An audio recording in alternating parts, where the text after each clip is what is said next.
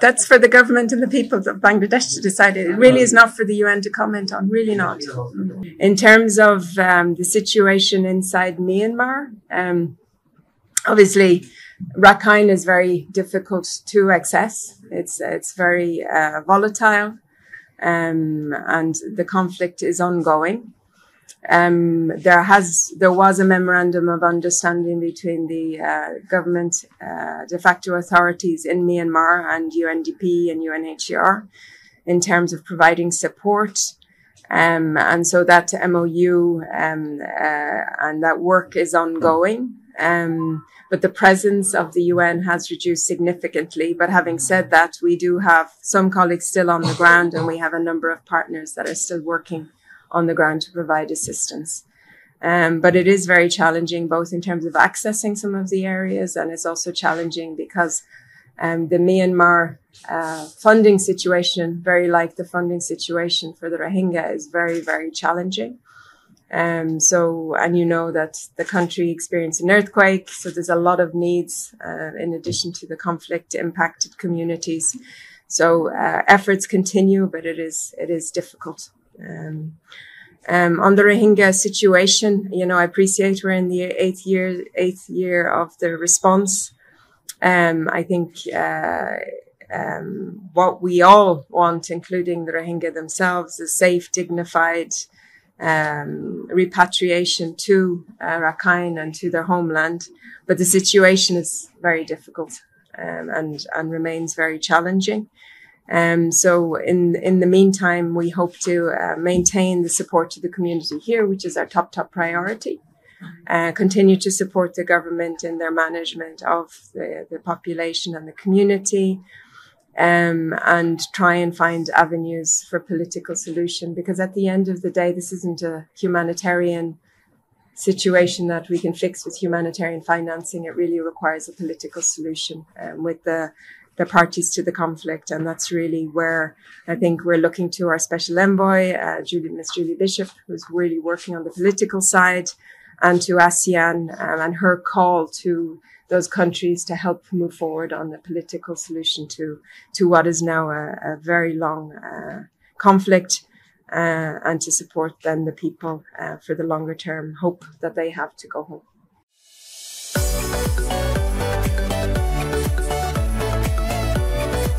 So as I mentioned at the beginning, any humanitarian corridor requires sovereign agreements between Bangladesh and Myanmar to avoid any, trouble. So, I mean, and that conversation and that agreement, I don't believe has been reached yet. So it really requires Bangladesh's government, Myanmar, any armed groups that are involved to agree on a corridor. It's a legal issue.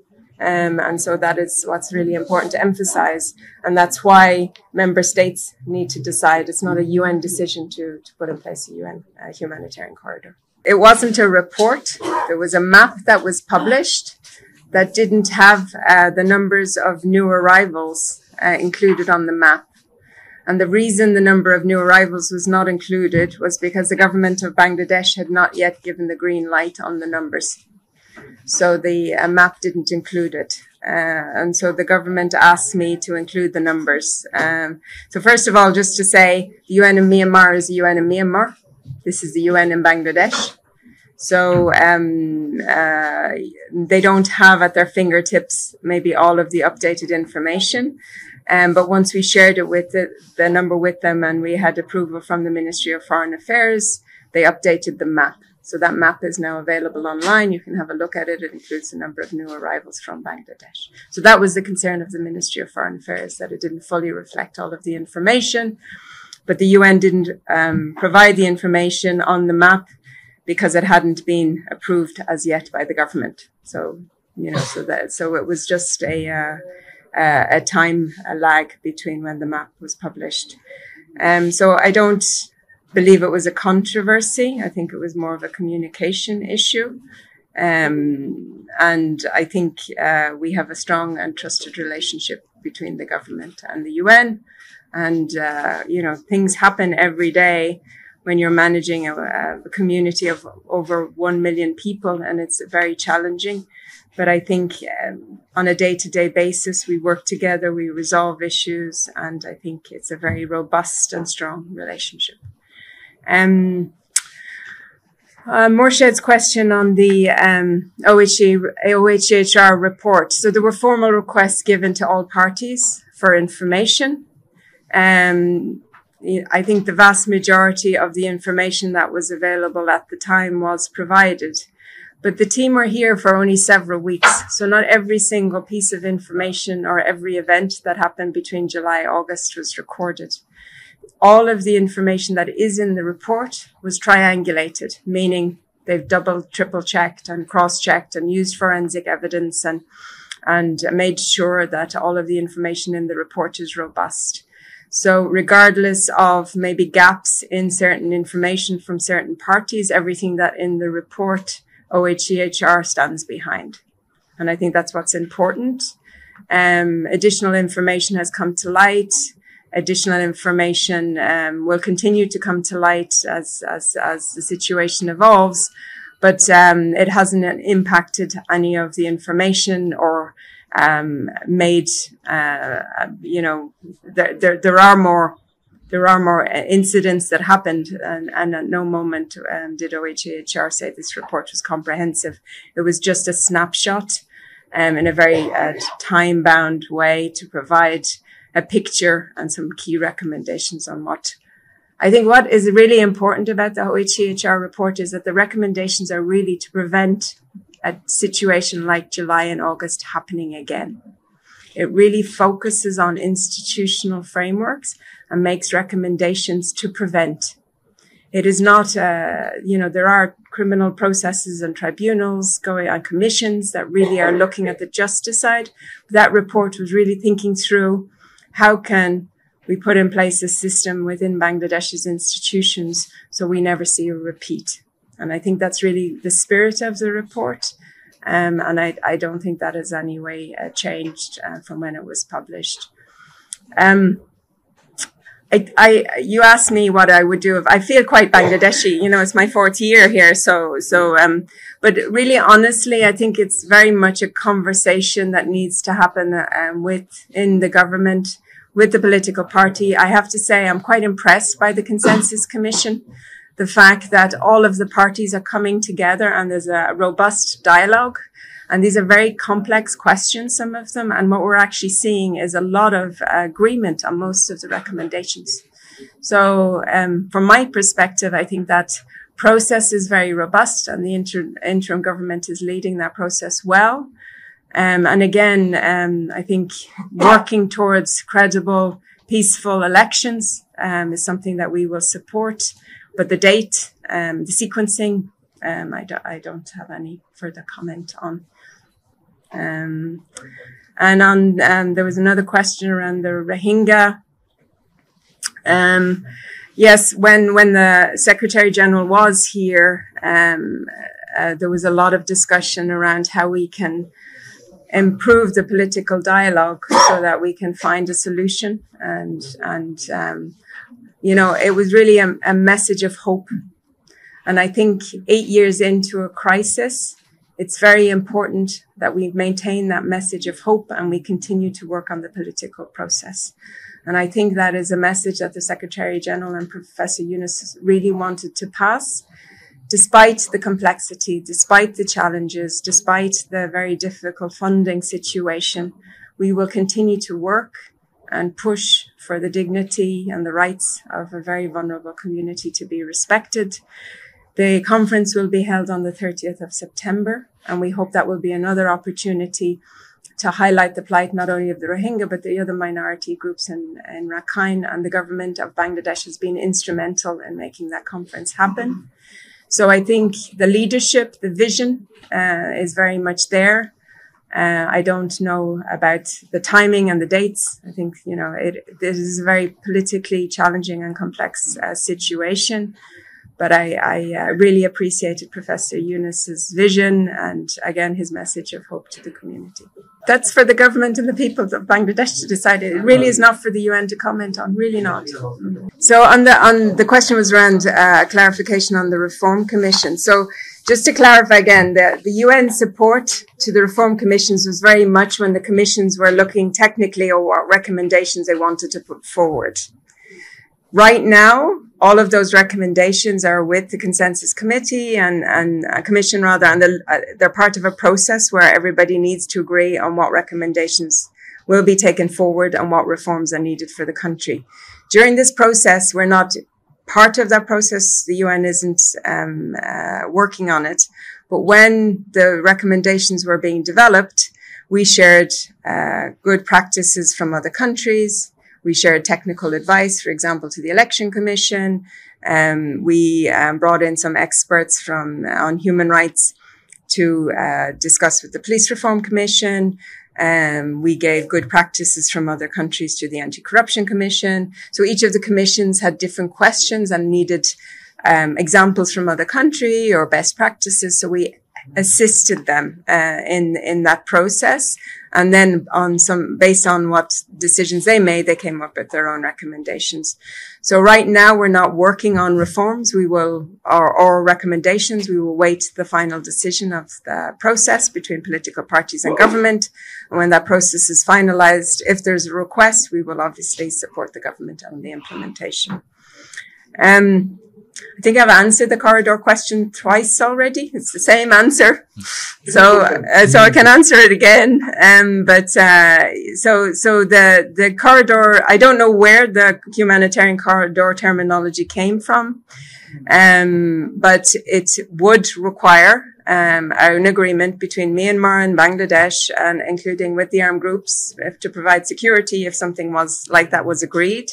As far as I know, there has been no agreement yet between Myanmar and Bangladesh, to provide support through a humanitarian corridor. There is assistance going in through different routes into Myanmar. I don't have the full picture. So that support is ongoing, and we will continue working on that. In terms of the level of aid in the Rohingya camps, as I've said, we have a huge funding shortfall. It's really dramatic. So what we're doing is trying to prioritize the most urgent needs of the community, and we'll continue to work with the government and our donors to provide that basic support. I am not going to comment on the political positioning of Awami League or BNP. I mean, the UN is not involved in politics. That's really a question you should ask the government and the political parties. And the push-in question, again, the Ministry of Foreign Affairs has been very clear about their concerns, and the advisor has raised those concerns. Mr. Hussein, I think his position is clear. I don't know. From the UN's perspective, it's concerning that the most vulnerable Rohingya are being pushed across borders. We obviously are trying to provide support to those families, but I think it's much more the government of Bangladesh that needs to address this issue. So again, I mean, this is not a question for me; it's a question for the government. So we made our recommendations because participation and inclusion of all political parties is something that prevents very polarized positions and potentially unrest.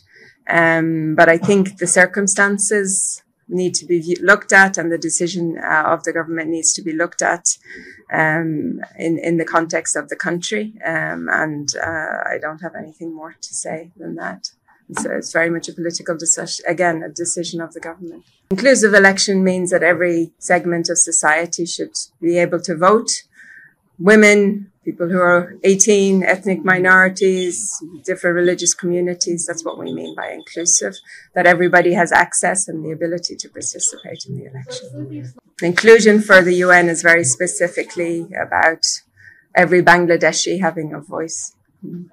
So on the last question, thanks for the question on the truth and healing process.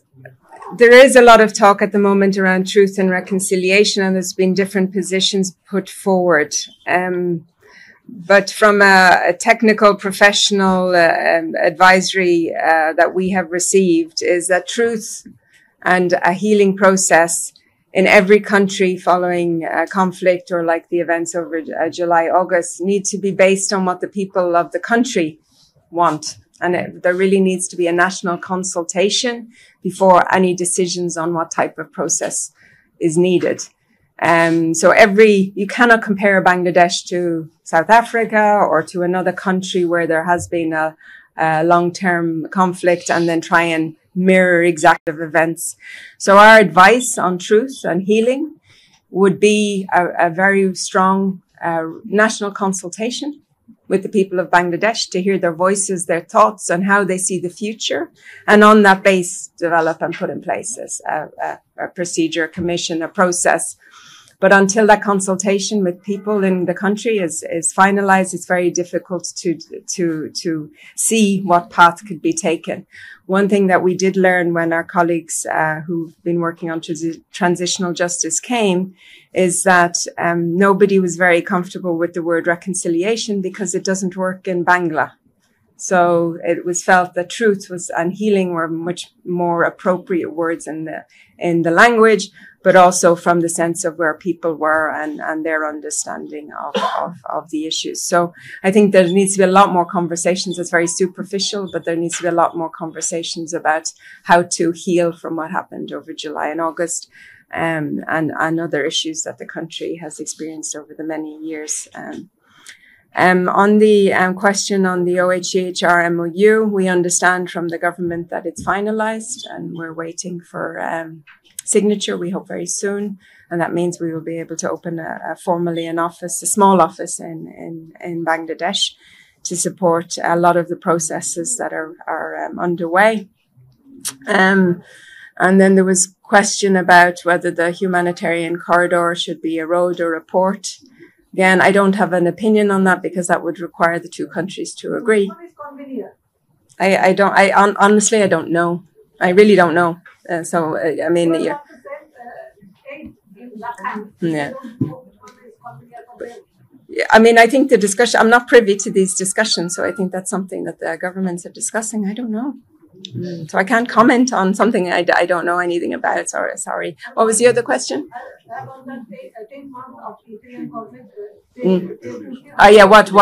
Yeah. So I can't speak on the expectations of the international community. I mean, I work for the UN, so I work for the UN. So I think just the national budget was presented on Monday, and it's extraordinary the measures that have been taken on economic stability in this country. I think you have a budget now that doesn't meet all of the needs and has been heavily criticized by some parties. But I think it's a budget that's realistic, that reflects true growth numbers, that is solid and robust. You have a banking system that's being reformed. There is quite a lot of progress on justice reform and the judiciary. So there's been a lot of really positive work. We're doing some really good work with the Ministry of Climate Change and Environment, with the Ministry of Fisheries, with the Ministry of Women Affairs. So there's a lot of positive work. Does more need to be done? Absolutely. In terms of expectations, I think the hope is more that there's a consensus, that agreement can be reached, and there's clarity in terms of the direction of the country. And then we're ready to stand and support those reforms and those decisions when they're made.